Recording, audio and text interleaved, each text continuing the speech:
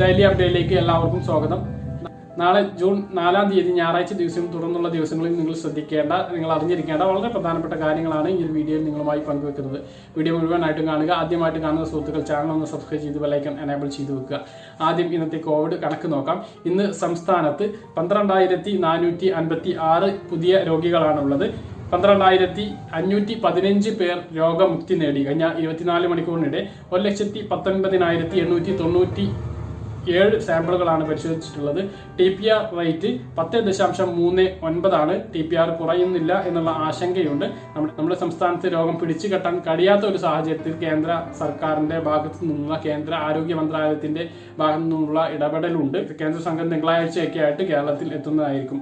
D സോണിന്റെ കാര്യം പറഞ്ഞാൽ TPR റേറ്റ് 18 മുകളിലുള്ള ഡി സോൺ 88 സ്ഥലങ്ങളാണ്, 88 തദ്ദേശ സ്ഥാപനങ്ങളാണ്. ഇങ്ങനെയാണ് ഇനി മറ്റ് അറിയിപ്പുകൾ. കോവിഡ് ബാധിച്ച് മരിച്ച ആളുകളുടെ പേര് വിവരങ്ങളും മറ്റു കണക്കുകളും പുറത്തുവിടുമെന്ന് ആരോഗ്യമന്ത്രി വ്യക്തമാക്കി.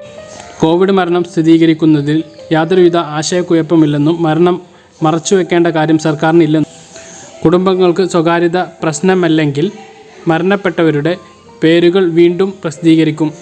വിവരങ്ങൾ പ്രസിദ്ധീകരിക്കാത്തതിനാൽ ആനുകൂല്യം ലഭിക്കാതിരിക്കില്ലെന്നും അതിന് ആശങ്ക വേണ്ടെന്നും മന്ത്രി വ്യക്തമാക്കി.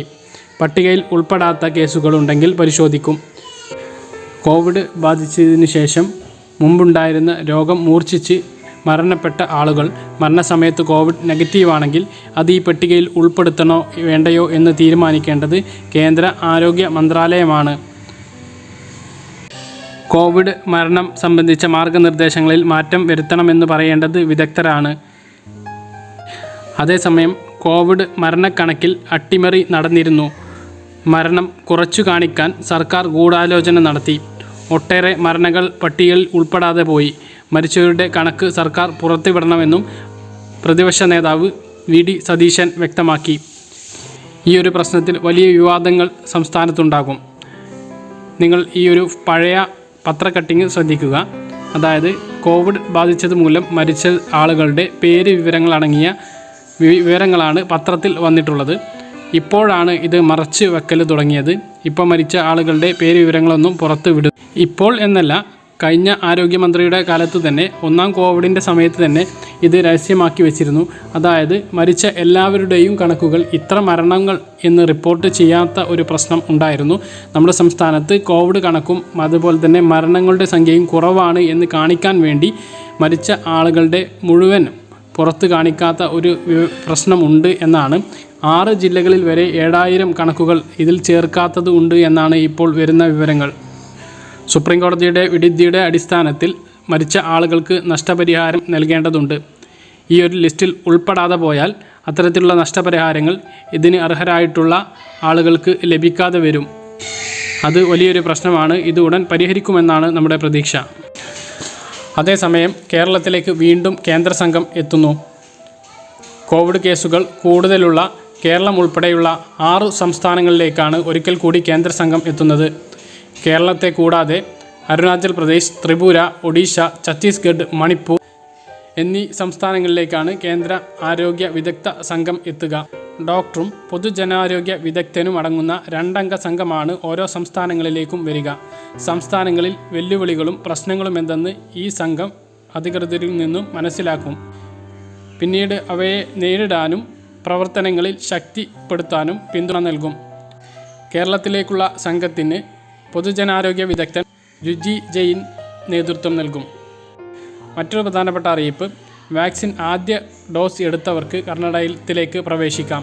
കോവിഡ് പ്രതിരോധത്തിൻ്റെ ഭാഗമായി കേരളത്തിൽ നിന്നും പ്രവേശിക്കുന്നതിന് ഏർപ്പെടുത്തിയിട്ടുള്ള നിയന്ത്രണങ്ങളിൽ കർണാടക ഇളവ് വരുത്തി. 1 ഡോസ് വാക്സിൻ എടുത്തവർക്കും ഇനി അതിർത്തി കടക്കാം. കോവിഡ് പ്രതിസന്ധിയിൽ ബുദ്ധിമുട്ടുന്ന സ്ത്രീകളായ മത്സ്യ വിൽപ്പനക്കാർക്ക് സഹായവുമായി KSRTC. തിരുവനന്തപുരം ജില്ലയിൽ മത്സ്യ വ്യാപാരികളായ സ്ത്രീകൾക്ക് സൗജന്യ യാത്രാ സൗകര്യമൊരുക്കി KSRTC സമുദ്ര എന്ന പദ്ധതിക്ക് തുടക്കമിട്ടു. ഫിഷറീസ് വകുപ്പും ഗതാഗത വകുപ്പും ചേർന്നാണ് സമുദ്ര പദ്ധതി നടപ്പിലാക്കുന്നത്. മറ്റൊരു പ്രധാനപ്പെട്ട അറിയിപ്പ്, നമ്മുടെ ഭക്ഷ്യമന്ത്രി GR അനിൽ ഒരു പത്ര കട്ടിങ് അദ്ദേഹത്തിൻ്റെ ഫേസ്ബുക്ക് പേജിൽ പോസ്റ്റ് ചെയ്തിരുന്നു. അതുമായി ബന്ധപ്പെട്ടിട്ടാണ് പറയുന്നത്. അതായത് കാർ ഉള്ള എല്ലാവരും മുൻഗണനാ വിഭാഗത്തിൽ നിന്ന് നീക്കില്ല എന്നുള്ളതാണ്. അർഹർക്ക് ഒഴിവാകാൻ സമയം നൽകിയിട്ടുണ്ട്. എന്നാൽ ആരെയും നിർബന്ധിച്ച് പിന്മാറ്റുകയില്ല എന്നും ഭക്ഷ്യമന്ത്രി വ്യക്തമാക്കിയിട്ടുണ്ട്. ഭക്ഷ്യമന്ത്രിയുടെ ഭാഗത്തു നിന്നും സർക്കാരിൻ്റെ ഭാഗത്തു നിന്നും ജൂൺ 30 മുമ്പായി അനർഹമായിട്ട് കൈവശം വെച്ചിട്ടുള്ള മുൻഗണനാ കാർഡുകൾ തിരിച്ചേൽപ്പിക്കണമെന്ന് പറഞ്ഞിരുന്നു. പിന്നെ അത് ജൂലൈ 15 മാറ്റിയിരുന്നു. ഇതിനകം 69,873 പേർ മുൻഗണനാ ലിസ്റ്റിൽ നിന്നും സ്വയം പുറത്തായിട്ടുണ്ട്. ഈ ഒരു സാഹചര്യത്തിൽ നമ്മുടെ ഭക്ഷ്യമന്ത്രി വാരാന്ത്യ ഫോണിൻ പരിപാടി നടത്തുന്നുണ്ട്.